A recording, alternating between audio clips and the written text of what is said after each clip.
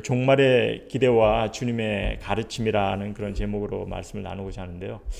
사실 제가 이 성경 말씀을 나눌 때 특히 종말에 대한 그런 얘기는 별로 나눈 적이 없습니다.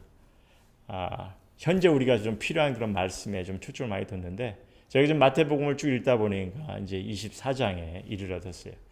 지난주에 전사님께서 사실 마태복음 24장 14절까지의 본문을 통해서 역사의 끝을 알고 산다면이라는 그런 제목으로 아주 귀한 말씀을 나누셨습니다. 그러면서 이제 그 말씀 가운데 먼저 우리가 미혹을 받지 않도록 조심해야 하는 것을 나누셨죠. 왜냐하면 이제 제자들의 종말에 관한 질문에 예수님은 특별히 이 부분을 강조하셨기 때문에 그런 것 같아요. 우리 인간은요 늘 이 결말에 관심이 많이 있습니다. 끝이 어떻게 될지, 종말은 언제인지, 내 인생은 어디까지인지 하면서 사실 결말을 알면은 오히려 우린 감당을 못할 것 같아요. 그렇잖아요. 만일 결말이 고통이고 처참하다면 아마도 우린 좌절하고 말지 않을까. 희망이 없다면 제대로 못 살죠. 내가 처참한 고통이 오는데 죽음이 몰아치는데 좌절입니다. 그런데 반면 만일 내 결말이 뭐 장밋빛 같은 휘황찬란한 삶이라는 것을 확신한다면 어떻겠어요? 사실 이런 상황에서 우리가 정말 해야 할 것은요, 이런 놀라운 삶을 준비하시는 하나님을 온전히 우리가 의지하며 열심히 살아가야 하는 겁니다. 그런데 아마도 많은 이들이 정말 내 결말이 이렇게 장밋빛 같은 놀라운 그런 삶이라 확신한다면 오히려 지금은 막 살 것 같아요. 그냥 게으르게 살든지 아니면은 교만하게 살든지. 하지만 우리 인생은요, 물론 이제 결말이 중요하지만 이 끝을 바라보며 살아가야 하지만 일단은 주어진 삶을 살아야 합니다. 그리고 그 삶은 아주 사실 다양한 삶이에요. 다이나믹한 삶입니다. 우리가 경험해야 하는 것도 많고요. 우리가 행해가야 할 것도 많은 삶이고, 배워가야 할 것도 많고, 또 변해가야 할 것도, 고쳐가야 할 것도 많은, 또 주님의 뜻을 따라야 할 것도 많고, 이렇게 해야 할 것이 많은 그런 삶입니다. 그러게 주님은요, 종말보다는 인생의 과정에 초점을 두고 계시죠. 그래서 미혹을 받지 않도록 조심하라 이렇게 하십니다. 근데 사실 제가 오늘 말씀을 읽으면서 하나님 말씀을 읽으면서 제가 이제 종말에 대해서 별로 이렇게 관심이 없었는데 오늘 말씀을 보면서 깜짝 놀란 그런 가르침을 보게 됐습니다. 우리가 종말에 대해서 너무나 이렇게 관심이 많지만 늘 주님께서는 우리에게 정말 주어진 삶에 이런 예수님의 가르침, 예수님의 마음을 나누고자 합니다. 그래도 일단 주님께서 종말에 대해서 말씀해 주시니까 먼저 우리 15절 말씀 보면요, 그런 얘기합니다. 그러므로 너희가 15절 말씀 같이 보시죠.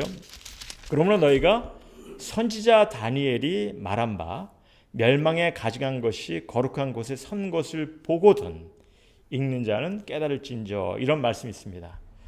사실 이에 대한 해석이 여러 주장이 있어요. 근데 너무 복잡하게 생각하지 마시고 우리 이 구절을 누가는 이제 이렇게 적었습니다. 누가가 이제 21장 20절에 이렇게 적었는데 제가 읽어 드릴게요. 너희가 예루살렘이 군대들에게 에워싸이는 것을 보거든 그 멸망이 가까운 줄 알라. 그렇게 말씀하시죠. 그래서 사실 AD 70년에 예루살렘 성전이 그 로마 타이러스 장군에게, 디도 장군이라고 그러죠. 디도 장군에게 완전히 무너집니다. 그러니까 성경의 해석을 이렇게 하죠. 예루살렘이 군대들에게 에워싸이는 것을 보거든 그 멸망이 가까운 줄 알라 하셨으니까 종말의 시작은 이미 시작이 되었다는 겁니다. 그래서 사실 우리가 34절에 있는 이 말씀이 이해가 되는 거예요. 34절에 뭐라고 말씀하시냐면은 내가 진실로 너에게 말하노니 이 세대가 지나가기 전에 이 일이 다 일어나리라. 이 개역 개정이 옳게 번역을 했습니다.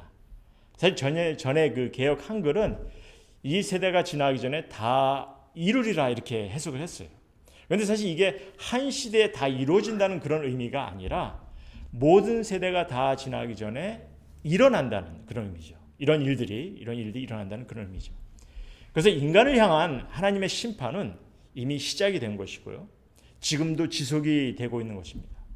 다만 마지막 때 환난의 때가 오는데, 물론 그때는 언제 올지 아무도 모르는 거고, 하지만 그런 환난의 때가 오는 상황에 대해서 우리가 어떠한 마음을 가져야 되는지, 또 어떻게 그것을 인식하고 어떠한 마음을 가지면서 신앙생활을 해야 되는지, 이를 예수님께서 말씀해 주시는 거죠.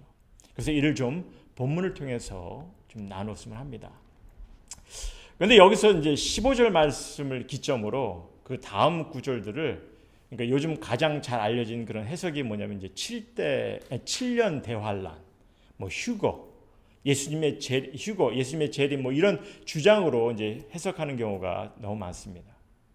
이게 이제 다니엘서에서 이 구절과 연관시켜서 7년이란 말이 나왔는데요. 일단 예수님은 7년의 개념을 설명하고 있지 않으세요. 사실 성경에 7년의 기간도 설명한 적이 없어요. 다니엘서에서 나오는 숫자를 이렇게 풀다 보니까 7년이라는 개념이 나온다고 하는데, 어쨌든 중요한 것은요, 과연 예수님께서 오늘 본문의 말씀을 가지고 무엇을 뜻하시고 어떤 가르치심을 주시길 소원하시는지, 이를 좀 함께 보자는 겁니다. 일단 예수님께서 마지막 때에 말씀해 주셨으니까 좀 봅시다. 계속해서 21절에 보면은 이런 말씀하십니다. 이는 그때에 큰 환란이 있겠습니다. 창세로부터 지금까지 이런 환란이 없었고 후에도 없으리라. 그러니까 우리가 겪어보지 못했던 큰 환란이라 말씀하십니다. 그러니까 어느 누구도 사실 예측할 수 없는 그런 큰 환란이 올 것을 말씀해 주시죠. 사실 지금도 우리가 태어나서 처음으로 겪는 그런 팬데믹을 경험하지 않습니까? 그러니까 사실 하나님께서 환란을 허락하셨을 때 우린요, 그 환란의 모습이 어떠할지는, 얼마나 고통스럽고 얼마나 힘들지 우리 어느 누구도 사실 예상할 수도 알 수도 없다는 거죠. 정말 예상할 수 없는 그런 환란을 부딪힐 수 있다는 그런 말씀입니다. 하지만 다만 희망이라고 해야 맞는지 모르겠지만은 그래도 우리가 바라볼 수 있는 것은 22절 말씀인데, 뭐라고 말씀하시냐면은 그 날들을 감하지 아니하면 모든 육체가 구원을 얻지 못할 것이다. 모든 육체가 구원을 얻지 못할 것이나 그러나 택하신 자들을 위하여 그 날들을 감하시리라. 다시 말해서 하나님께서 그 환난의 기간을 택하신 자들을 위해서 단축시키겠다는 거죠. 어쨌든 사실 오늘 예수님의 말씀은요, 만일 여러분이나 제가 그 환난의 때가 올 때 살아있다면 역시 우리도 똑같은 환난을 경험하게 될 것이라는 겁니다. 그래서 특별히 부탁하시는 것이, 그 환난의 때가 오면은, 그러니까 이제 11절에서 21절까지 말씀인데 뭐라 하냐면, 내 안전을 위해서 우리가 피할 때 뭐 과거나 세상의 것에 미련을 갖지 말라고 하시고, 또 물질적인 것에 집착을 두지 말라 이렇게 말씀하시고요. 또 안전을 추구하는 것에 어려움이 없기를, 장애물이 없기를 미리 기도하라 이렇게 부탁하십니다.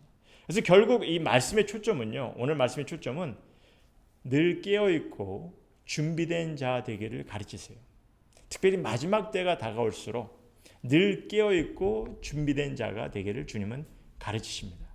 그럼 어떻게 우리가 구체적으로 이게 깨어있고 준비된 자가 되어야 하는지, 이는 말씀을 정리하면서 나누기로 하겠습니다. 어떻게 보면 우리에게 조금 새로운 개념, 새로운 생각을 갖게 하는 그런 말씀이세요. 일단 환난의 때를 우리가 정확히 예측하거나 알 수 없다고 하였는데, 그나마 좀 나름 예상할 수 있는 그런 상황들을 예수님께서 말씀해 주시니까 계속해서 봅시다. 우리 23절, 26절 말씀입니다. 23절, 26절 말씀 보면은, 그때 사람이 너에게 말하되 보라, 그리스도가 여기 있다 혹은 저기 있다 하여도 믿지 말라. 거짓 그리스도들과 거짓 선지자들이 일어나 큰 표적과 기사를 보여 할 수만 있으면 택하신 자들도 미혹하리라. 보라, 내가 너희에게 미리 말하였노라. 그러면 사람들이 너희에게 말하되 보라, 그리스도가 광야에 있다 하여도 나가지 말고 보라, 골방에 있다 하여도 믿지 말라. 여러분은 이 말씀을 어떻게 생각하세요? 사실 보통 우리가 마지막 때 하면은 뭐 전쟁, 천재지변, 재난, 뭐 전염병, 뭐 이런 것들로 가득할 것을 많이 예상하죠. 그래서 사실 계시록을 보면은 이러한 재앙들을 설명하기도 합니다. 근데 오늘 예수님의 말씀을 보니까 오늘 예수님께서는요, 먼저 이제 지난주에 본 7절, 8절 말씀을 다시 보면 이렇게 말씀하십니다. 민족이 민족을, 나라가 나라를 대적하여 일어나겠고 곳곳에 기근과 지진이 있으리니 이 모든 것은 재난의 시작이라. 그래서 이런 기근이나 어떤 지진, 전쟁 이런 것은요, 재난의 시작이라는 거예요. 그래서 사실 이를 이미 우리는 경험하였고 지금도 경험하고 있는 거죠. 왜냐하면 이미 우리에게 멸망의 때가 시작이 되었기 때문에. 그리고 23절, 26절을 말씀 보면 예수님께서 어떤 상황을 오히려 설명하냐면요, 뭐 환란의 때, 뭐 기근, 뭐 지진, 전염병 이런 것보다는 지금 거짓 그리스도, 거짓 선지자들의 출현에 대해서 더욱 초점을 두고 있다는 겁니다. 즉 잘못된 가르침, 그리고 배교, 뭐 이런 것들이 심해지는 거죠. 사실 예수님이 이렇게까지 말씀해 주십니다. 24절 말씀 다시 보시면요, 거짓 그리스도들과 거짓 선지자들이 일어나 큰 표적과 기사를 보여 할 수만 있으면 택하신 자들까지도, 그러니까 성도들까지도, 교회까지도 미혹하리라, 이렇게 말씀하시죠. 그럼 이 큰 표적과 기사면 어떤 것이겠어요? Sign and wonders 이건데, 보통 많은 이들이 이게 표적과 기사하면요, 주로 뭐 병을 낫게 한다든지 뭐 이런 어떤 기적적인 행위를 생각을 합니다. 하지만 성경에서 보면은 바리새인들이 예수님께 표적과 기사를 요구하죠.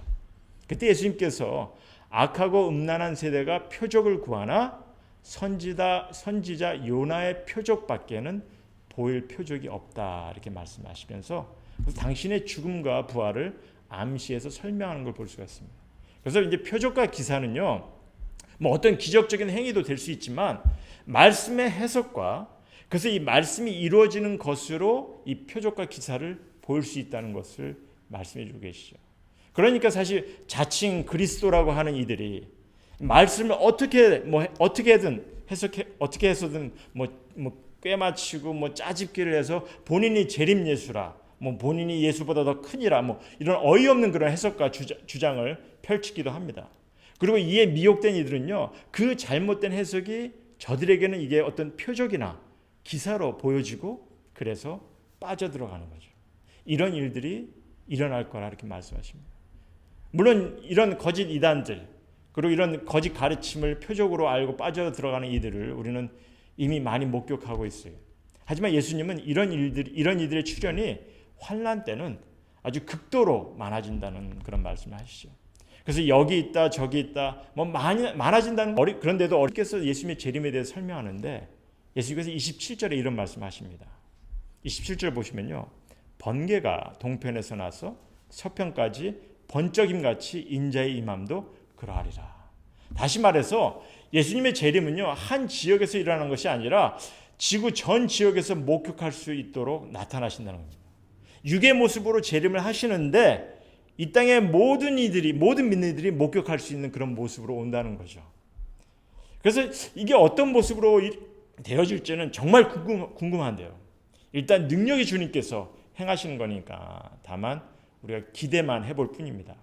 좀 더 이제 상세한 징조는 계속 말씀해 주시는데 봅시다. 우리 29절 보면은 그날 환란 후에 즉시 이제 해가 어두워지며 달이 빛을 내지 아니하며 별들이 하늘에서 떨어지며 하늘의 권능들이 흔들리라. 이게 이제 성경에 자주 쓰여지는 표현입니다. 그러니까 해와 달의 변화, 별들의 변화. 그래서 이게 유대인들에게 있어서는요, 하나님의 심판을 상징하는 그런 표현으로 알려져 있어요.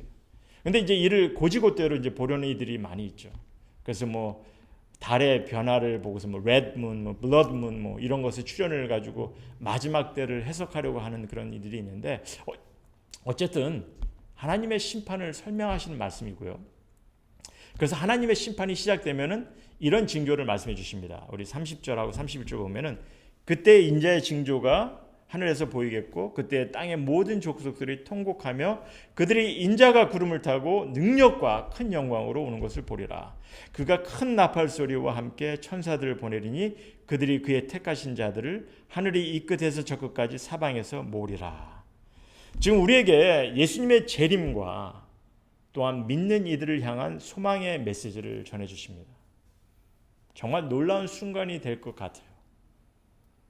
정말 이 공중에서 예수님께서 재림하시는 그 모습, 살아서 꼭 경험해보고 싶은 그런 광경입니다. 하지만 이 시간에 본문의 말씀을 우리가 정리하면서 예수님께서 정말 주시고자 하는 그런 메시지가 무엇인지 이를 좀 생각해 보았으면 합니다. 사실 예수님의 재림, 마지막 종말에 관한 말씀에 무척 관심이 많은 이들이 많아요. 무척 관심들이 많은데, 그래서 지난주에도 우리 전사님께서 언급을 했지만 베리칩에 관해서도 말이에요. 한때 엄청 사람들이 관심을 가졌고, 그리고 뭐 계시록 강의를 한다면요, 이곳저곳 뭐 쫓아 우리가 맞이하는 거, 그러니까 예수님께서 재림하는 것을 우리가 경험할 수 있고 마지막 때를 잘 준비해서 맞이하는 거 참 중요하죠. 하지만 예수님께서 정말 가르치시는 것이 무엇이냐는 겁니다. 사실 우리가 믿는 이로서 마지막 때까지 살아있다면, 여러분이나 내가 마지막 때까지 살아있다면 하나님께서 뜻하신 것을 모두가 경험할 것입니다. 믿음을 가진 이니까. 주님의 약속이잖아요. 우린 그걸 믿어야 돼요. 하지만 이를 경험하지 못하고 생을 마감한다 하더라도, 여러분이나 내가 이를 경험하지 못하고 이 마지막 때를 경험하지 못하고 생을 마감한다 하더라도 사실 믿는 이에게는 별 다를 것이 없는 거죠. 그래서 주님은 이런 말씀을 하시는 거죠. 36절에 그러나 그날과 그때는 아무도 모르나니 하늘의 천사들도 아들도 모르고 오직 아버지만 아시니라. 우리가 알 수도 없고 알 필요도 없다는 거죠.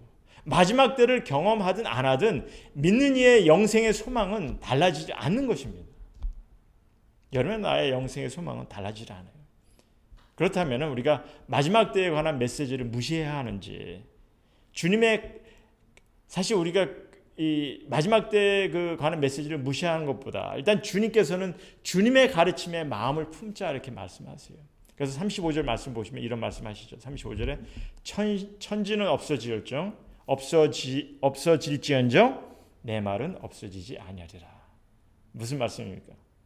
그러니까 마지막 때가 온다 하더라도 여러분이나 저는 주님의 말씀을 붙잡고 있기를 소원하시는 거죠. 왜?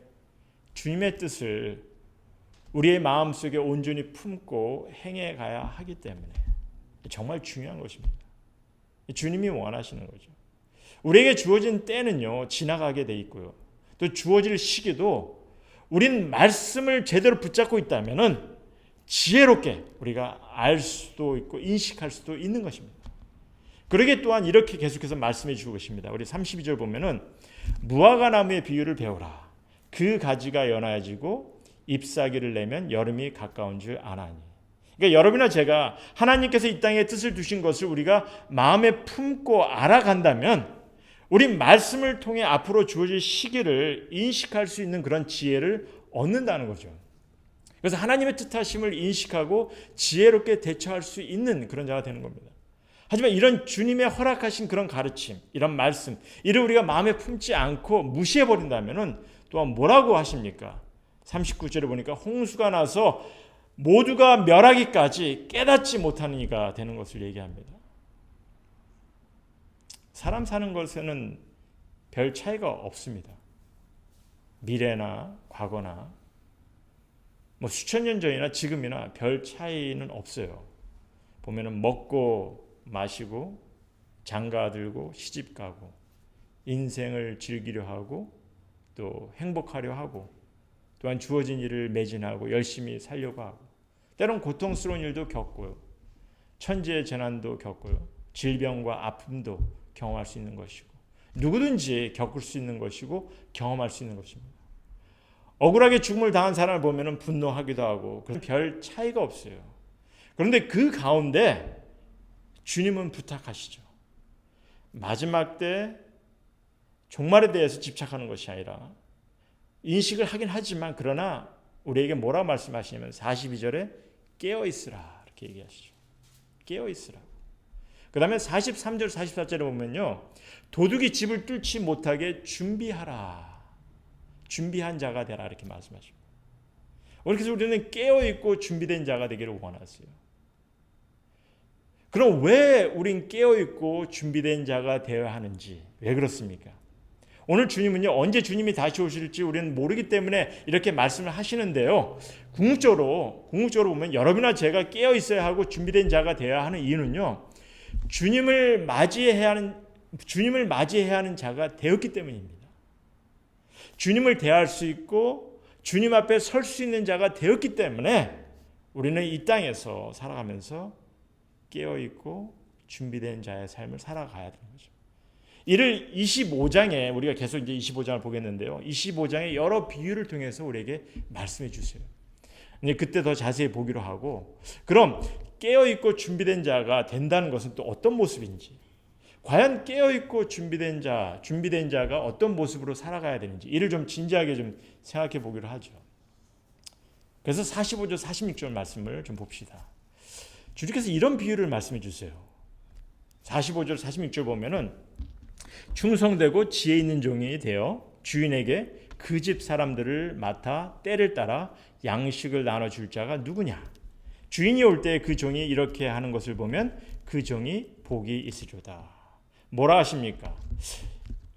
일단 깨어있고 준비된 자는요, 신실한 자며 또한 삶의 지혜로운 자입니다. 그리고 저들은 하나님의 축복을 경험하게 되는데 무슨 일을 어떻게 해서 축복을 경험합니까? 이렇게 말씀하시죠. 충성되고 지혜 있는 종이 되어서 주인에게 그 집사람들을 맡아 때를 따라 양식을 나눠줄 때, 이게 그냥 단순한 예를 있는 집에 속한 사람들을 섬기는 그런 얘기입니다. 그래서 주인을 얘기하는 것은 하나님을 말씀하시는 거고, 그래서 하나님의 집에 속한 사람들을 섬기는 거죠. 하나님이 목적을 두시고 세우신 집에, 주님의 교회죠.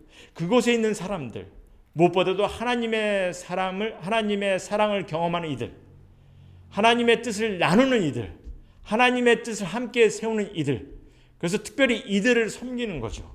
언제 어떻게? 때를 따라 양식을 나눠주며. 매 순간 할 수 없는 것이고, 그래서 주님께서 허락하신 날에 함께 할 수 있는 순간에 함께 모여서 사랑을 나누는 가운데 섬기는 거죠. 그리고 이런 섬김이 무엇보다도 주님이 지켜보시는 것이고 주님이 관심을 두시는 것이라 이렇게 말씀하세요. 하지만 이를 모르고 잘못된 마음을 품는 이들은 어떻습니까? 48절에서 51절 말씀을 보시면 예수님께서 책망을 하시는데, 일단 48절 49절 말씀 보겠습니다. 죄송합니다. 48절 49절 말씀 보시면요, 만일 그 악한 종이 마음에 생각하기를 주인이 더디 오리라 하여서 동료들을 때리고 술 친구들과 더불어 먹고 마시게 되면, 이런 말씀을 하세요. 저는 사실 이 말씀을 읽으면서 왜 이런 비유를 굳이 말씀해 주실 필요가 있었을까 하고 좀 고민을 했어요. 왜냐하면 좀 깨어있고 준비된 삶을 설명하기 위해서 주신 말씀이거든요.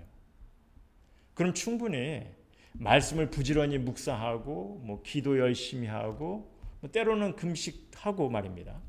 그리고 안식일 잘 지키고 이렇게 말씀해 주셔도 되지 않았을까? 그렇게 많은 신앙인들이, 많은 교회가 생각하지 않겠습니까?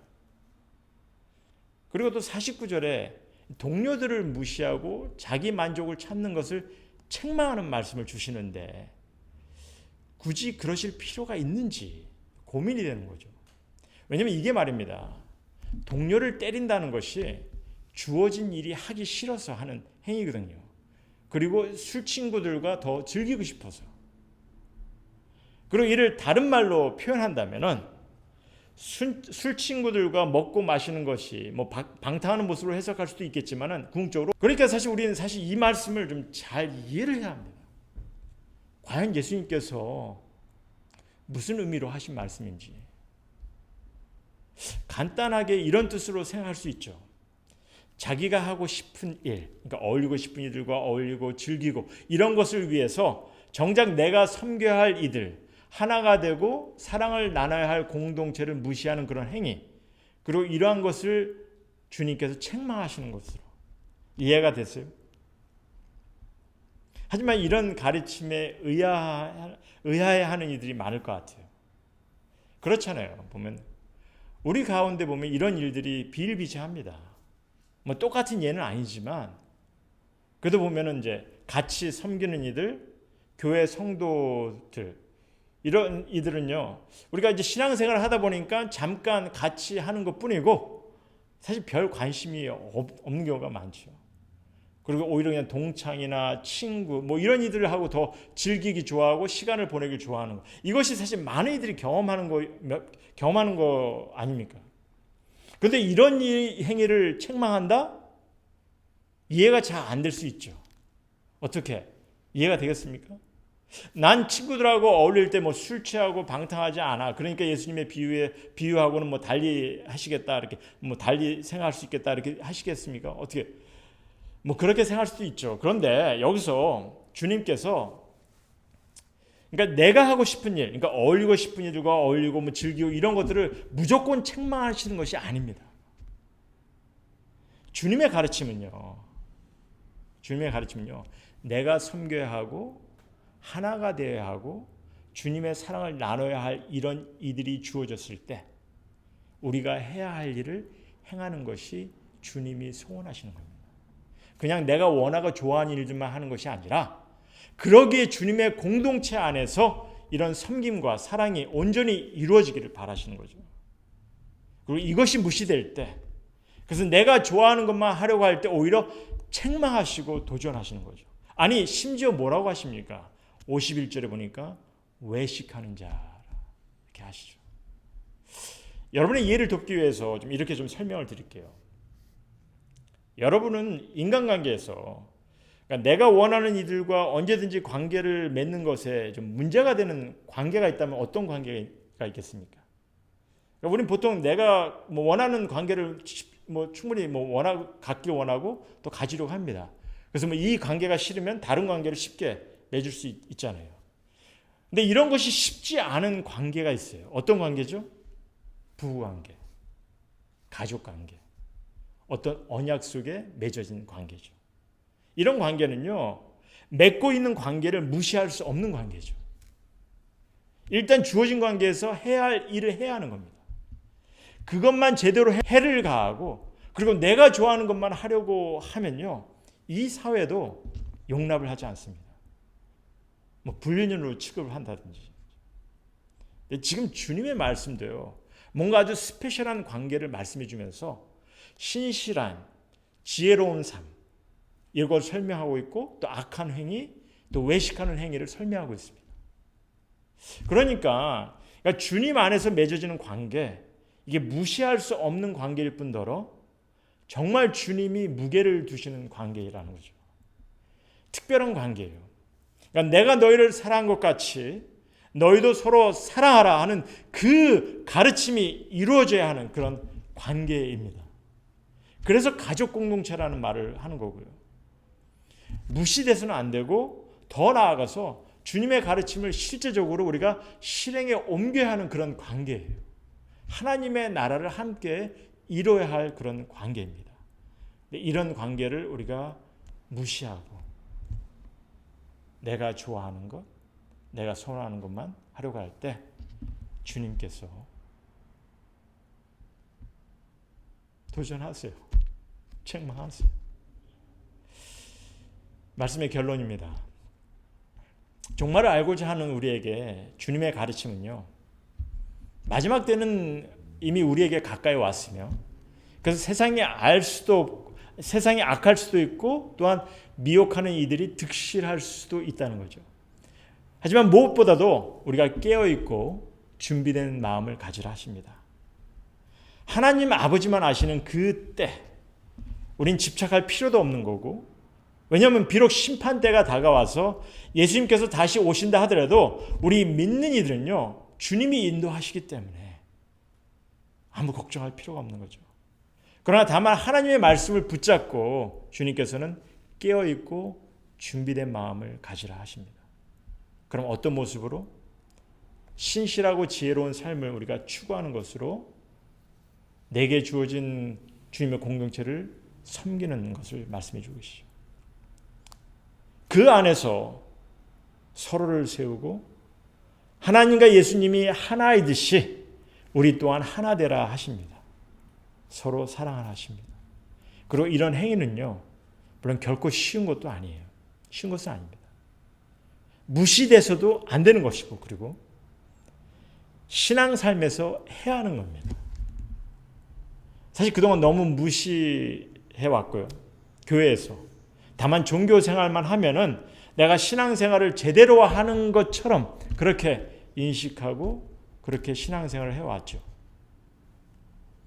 그리고는 정작 신앙인이라고 하면서 우리가 섬겨야 될 일들, 섬겨야 될 일, 사랑을 나누는 일, 서로 관계를 세우는 일 우리가 등한시하고, 그리고 그냥 내가 편한 일, 좋아하는 일, 방탕할 수 있는 일에만 몰두하지 않았냐는 거죠. 그렇게 하지 말라고까지 말씀하십니다. 왜냐하면 외식하는 자가 될 수 있기 때문에. 그러니 궁극적으로 깨어있고 준비된 삶을 살아가는 거 다른 거 없죠.